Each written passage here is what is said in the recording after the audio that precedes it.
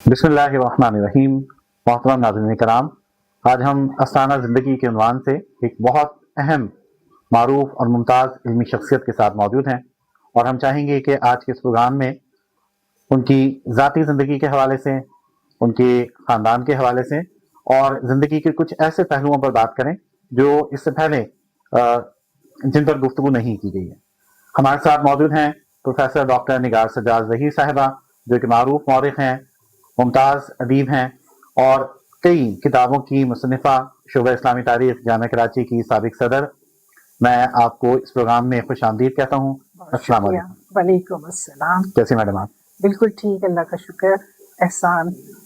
गैर रस्मी गुफ्तगू होती रहती है, कुछ रस्मी गुफ्तगू इस प्रोग्राम के हवाले से। जी जी। और मैं चाहूँगा कि आप हमारे नाज़रीन को ये बताइए कि आपका जो ख़ानदानी पस मंज़र है, आपकी पैदाइश इलाहाबाद की है, तो इलाहाबाद और आपका ख़ानदान और वहाँ गुजरे हुए ज़िंदगी के जो दिन हैं, मैं चाहूँगा कि उस हवाले से आप हमारे नाज़रीन को आगाह करें। देखिए, मेरी पैदाइश है इलाहाबाद की, 20 दिसंबर 1954, 1954। इलाहाबाद की सुर्ख ईंटों वाली गलियां मुझे याद हैं अच्छी तरीके से। अपने जाए पैदाइश से या अपने कस्बे से या अपने शहर से, अपने इलाके से, मुल्क से एक फितरी लगाव जो होता है, ये एक बिल्कुल फितरी बात है। तो 50-60 साल गुजर जाने के बावजूद, बल्कि 60 साल से ज़ायद गुजर जाने के बावजूद, मुझे इलाहाबाद की अपनी गलियां और घर, वो जिस घर में हम रहा करते थे, बड़े मशहूर शायर थे हजरत नूह नारवी, तो उनका वो घर था और उस घर में हम बतौर किराएदार रहते थे। और जहां तक मुझे याद है 3 मंजिला मकान का किराया 32 रुपए था, जहां तक मुझे याद है। और इसमें जो ग्राउंड फ्लोर था उसमें 4 कमरे नूह नारवी साहब ने अपने लिए रोक रखे थे, 3 थे या 4 कमरे थे। और इलाहाबाद में सूरत हाल ये थी कि हर एक शख्स जो था ना, उसका कोई ना कोई मुकदमा फंसा हुआ होता था और हाई कोर्ट इलाहाबाद में था, लिहाजा वो इलाहाबाद आते जाते रहते थे। उनके नारा में जमीनें थी, नारा में ही वो रहते थे, तो उनकी बड़ी जमीनें वगैरह थी और उन जमीनों में कुछ ना कुछ कानूनी पेचीदगियां होती होंगी, उसकी वजह से वो आते जाते रहते थे। तो वो जब आते थे तो वो उनके कमरे खुल जाते थे, अदरवाइज वो जो पोर्शन था वो मेरे वालिद का एक तरह से, मेरे अब्बू MBBS डॉक्टर थे, तो घर पर भी आते थे पेशेंट्स जो होते थे, तो उनको देख लिया करते थे अब्बू नीचे। और फर्स्ट फ्लोर पर हम लोग रहते थे अपनी अम्मी के साथ, और सेकंड फ्लोर पर मेरे चचा, उनकी फैमिली रहती थी, और थर्ड फ्लोर पे छत थी जो हम बच्चों के खेलने के काम आती थी। तो इलाहाबाद में मेरी पैदाइश हुई और 1962, जुलाई 1962 को हम लोग बजरिया ट्रेन पाकिस्तान आ गए। यानी ये पाकिस्तान बनने के काफी अरसे के बाद मेरे वालिद ने ये फैसला किया कि हमें पाकिस्तान चलना चाहिए। और जहां तक मैं समझती हूँ, मैंने जब अपने बड़े बहन भाइयों से बात की तो उससे मुझे अंदाजा हुआ कि वो जो जबलपुर के फसादात हुए थे, और उन फसादात के बाद बस वो अब्बू ने ये सोच लिया कि शायद मेरे बच्चों का मुस्तकबिल इंडिया में नहीं है और शायद पाकिस्तान में इससे ज्यादा बेहतर हो, लिहाजा फिर हम लोग पाकिस्तान आ गए। गोया कि आपने अपनी जिंदगी के इब्तदाई 8 साल जो हैं वो इलाहाबाद में गुजारे। इलाहाबाद में गुजारे। तो नूह नारवी साहब का आपने जिक्र किया, मारूफ शायर थे, तो जब वो आते थे तो क्या शेर व सफन की महफिलें भी वहां जमती थी? अरे भाई ये ना पूछिए, वो जब आते थे तो उनके साथ उनका एक मुलाजिम होता था, उसका नाम निगेरू था और उसको वो निगरवा निगरवा करके पुकारते थे। तो वो निगरवा जो था, वो जो सुर्ख ईंटों वाली गली थी, बिल्कुल साफ सुथरी गलियां थी, उस गली में चारपाइयां 3-4 डाल दी जाती थी और उसके ऊपर बिस्तर लगा दिया जाता था और सफेद चादरें, सफेद कुशन और गाव तकिया रख दिया जाता था। नूह नारवी साहब के लिए हुक्का रख दिया जाता था और वो सरे शाम वहां आकर सफेद कपड़े पहन के कलफ वाले वो वहां आकर बैठ जाया करते थे। और उसके बाद लोग आते रहते थे और ये कहीं चाय चल रही है, कहीं हुक्का चल रहा है, ये सब कुछ होता रहता था। और नूह नारवी साहब अपने अशार भी सुनाते थे और जो बड़े मुअद्दिब अंदाज में जो लोग बैठे हुए होते थे, कभी उनसे भी सुन लिया जाता था। अच्छा, हम रहते थे फर्स्ट फ्लोर पे, लिहाजा हम आधे धड़ से اپنی بالکنی میں لٹک لٹک کر کے ہم لوگ سنا کرتے تھے. اور نور ناروی صاحب کو میں نے سنا, جسے آپ کہہ سکتے ہیں, لیکن بچی تھی میں اس وقت 6-7 سال کی, تو اتنا کچھ سینس تو نہیں تھا شعر و شاعری کا, مگر واہ واہ واہ واہ پہ ہم بھی بڑے خوش ہوتے تھے کہ واہ. کچھ نہ کچھ یہ ہے کہ ذوق یقیناً محفلوں کا بھی نتیجہ ہوگا, اور پھر آپ کے جو والد ہیں والدہ ہیں وہ بھی یقیناً علم و ادب سے وابستہ افراد ہوں گے. میرے ابو اور امی دونوں بہت زیادہ صاحب مطالعہ تھے. یعنی ابو اتنے مصروف ڈاکٹر تھے کہ دن میں اور رات میں سارا وقت ابو کے پاس پیشنٹس آتے رہتے تھے, لیکن کچھ نہ کچھ کر کے ابو رات میں ایک وقت نکال لیتے تھے, سب سے الگ تھلگ بیٹھ کے وہ اپنا مطالعہ کرتے تھے. اور ان کا مطالعے کا جو موضوع ہوتا تھا وہ زیادہ تر دینی کتابیں ہوتی تھیں. اور میری امی بھی ہر حال میں دوپہر میں آرام کرنے سے پہلے اور رات میں سونے سے پہلے پڑھتی تھیں, اور اتنی گہرائی سے پڑھتی تھی کہ وہ پڑھتے پڑھتے پھر سو جاتی تھی. پھر ہم ہی امی کے اوپر سے وہ کتابیں ہٹاتے تھے اور ان کو چادر اڑاتے تھے. یہ سارے کام ہم کرتے تھے امی کے. تو یہ مطالعہ ان دونوں کا بہت زیادہ تھا. لیکن پڑھنے لکھنے کا جہاں تک تعلق ہے, میرے خاندان میں تو لوگ ہیں ایسے. میرے ماموں ہیں پروفیسر کبیر احمد جائسی, جو فارسی ادب اور کے حوالے سے پورے انڈیا میں جانے جاتے ہیں. پاکستان میں بھی کچھ لوگ انہیں جانتے ہیں. اسی طریقے سے اور میرے ایرانی تفاسیر پہ بھی ان کا کام ہے, بہت بڑا کام ہے. ہم نے ان کی 10 کتابیں شائع کی ہیں ڈاکٹر کبیر احمد جائسی کی. اسی طریقے سے میرے پھپھا ہیں طاہر فتح پوری صاحب, سواد شام ان کا شعری مجموعہ ہے, اور بھی ان کا دوسرا مجموعہ بھی تیار ہو رہا تھا لیکن ان کو مہلت نہیں ملی. ہمارے خاندان کی خواتین جو تھیں وہ ان کا ذوق بڑا اچھا تھا, اور وہ جیسے میری امی, میری خالہ اور نانی کا تو بہت جلدی انتقال ہو گیا تھا, لیکن میری ننیال کی جو خواتین تھیں وہ آپس میں باتیں کرتے ہوئے اتنے شعر پڑھتی تھیں. مطلب شعر تو گھر کی لونڈی, اور وہ اپنی باتوں میں اس طرح سے اشعار جڑتی تھیں کہ ہمیں بڑا مزہ آتا. آج اگر ماحول دیکھا جائے تو وہ بالکل ایک مختلف تہذیب تھی جو رفتہ رفتہ ختم ہو گئی. اچھا, کچھ آپ اپنے بہن بھائیوں سے متعلق بتائیے جو علم و ادب سے وابستہ ہوئے اور معروف ہیں, ان کا ذرا کچھ تعارف اگر ہو جائے. میرے ہم 10 بہن بھائی ہیں, اور 6 بہنیں ہیں اور 4 بھائی ہیں ماشاءاللہ.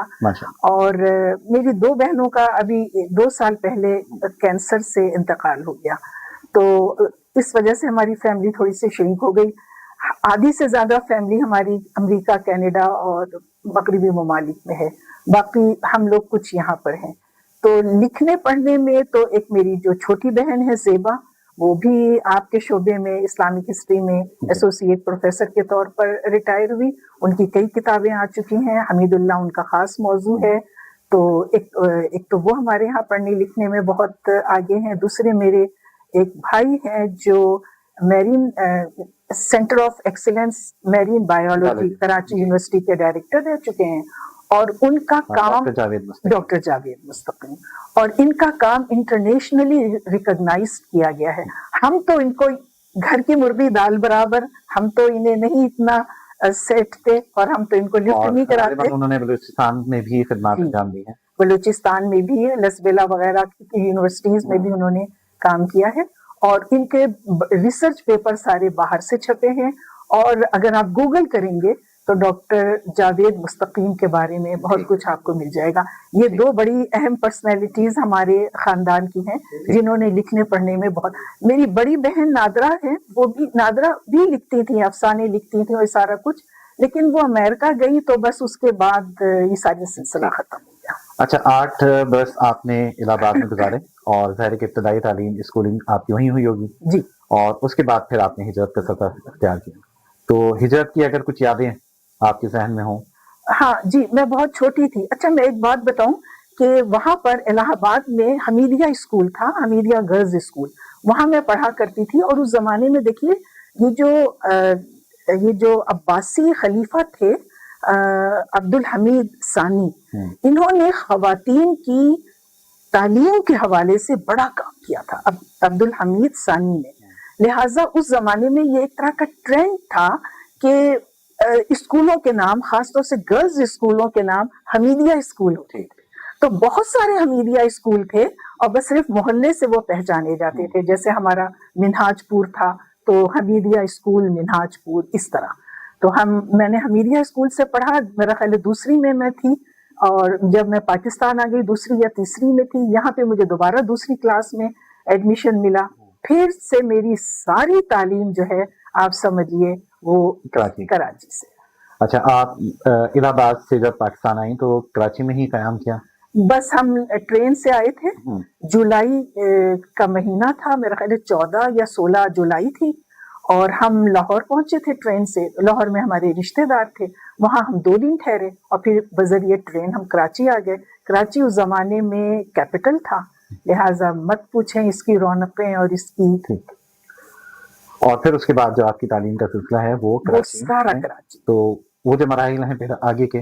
اسلامیہ اسکول تھا ناظم آباد نمبر 2 میں, ہم ابو نے گھر بنایا. اس سے پہلے ہم مختلف گھروں میں, اپنی خالہ کے گھر میں ہم رہے کچھ وقت, پھر ہم مختلف گھروں میں کرائے میں رہے, اور فائنلی یہ ڈیسائیڈ ہوا کہ ناظم آباد نمبر 2 میں پلاٹ لے کر گھر بنایا جائے اور یہاں پر طرح اقامت ڈالی جائے. تو وہ اس زمانے میں ہم اسکول میں تھے, گھر بہت جلدی بن گیا تھا. میری ایک ڈائری تھی, وہ مجھے نہیں مل رہی تھی, اس انٹرویو سے پہلے میں تلاش میں تھی, ورنہ اس میں نے یہ لکھا تھا کہ اس زمانے میں زمین کس حساب سے فروخت ہوتی تھی اور سیمنٹ کی ایک بوری کتنے روپے کی آتی تھی. یہ مجھے اس زمانے کا کراچی کیسا تھا؟ اس زمانے کے کراچی میں تو کوئی بات ہی نہیں تھی, یعنی کوئی ڈر کوئی خوف نہیں. ہم مزے سے اسکول جایا کرتے تھے. ابھی ہمارے اتنے ایڈوانس ہونے کے باوجود کہ ہمارے بچوں کے پاس موبائل فون ہوتا ہے, ہم خوف زدہ رہتے ہیں کہ ہمارے بچے اسکول گئے واپس آئیں گے, ہمارے اولاد جو ہے وہ گھر سے باہر گئی ہے. ہر 2-4 گھنٹے کے بعد ہم میسج کر کے پوچھ رہے ہوتے ہیں. بھیانک خوف کی صورت بہت پریشان کن صورتحال ہے امن و امان کے حوالے سے. تو ہم ہر وقت, اب تو شکر ہے کہ موبائل ہے بچوں کے پاس, ہمارے پاس, اور یہ موبائل اسی لیے ہے کہ ہم خیریت پوچھتے رہتے ہیں, ہر 2-4 گھنٹے پر میسج میرے بچوں کے لیے جاتے رہتے ہیں. اس زمانے میں ہماری امی کو کوئی پرواہ نہیں ہوتی تھی, ہمیں تیار کیا, ہم خود سے نکل گئے. ہم بہن بھائی مل کر کے جاتے تھے, جب اسکول پیدل جاتے تھے تو ایک محلے کی اور بچے بھی شامل ہو جاتے تھے, ایک گروپ سا بن جاتا تھا, اور ہم باتیں کرتے کھیلتے کودتے اسکول چلے جاتے تھے. اسکول سے پھر گھر آ جاتے تھے, نہ ہمیں کوئی پریشان ہو کے دروازے پہ دیکھنے آتا تھا, کچھ بھی نہیں. اتنا پرسکون ماحول تھا. ہم یونیورسٹی پہنچے اس وقت تک بہت پرسکون. اچھا, اسکول کے بعد college women college, government women college Nazimabad میں نے ایف ایس سی کیا, اور ایف ایس سی کرنے کے میٹرک کے بعد ایف ایس سی کیا, اور ایف ایس سی کے بعد ڈائریکٹ میں کراچی یونیورسٹی آ گئی. وہاں سے میں نے میرے والد کی خواہش پر میں پڑھ رہی تھی میڈیکل, تو میں پری میڈیکل کی اسٹوڈنٹ تھی, لیکن میری اتنی اچھی پرسنٹیج نہیں آئی. میری پرسنٹیج 63 پوائنٹ سم تھنگ تھی, تو یہ نہیں چلتی تھی. اس زمانے میں 70-72 یہ چاہیے ہوتا تھا.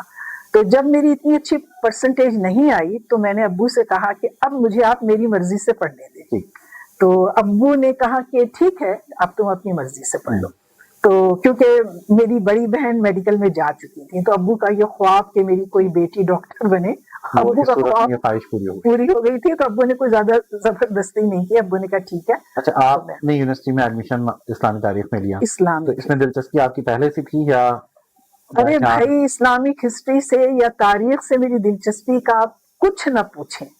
اور ایک تو ہم نے پوچھنا پڑے گا.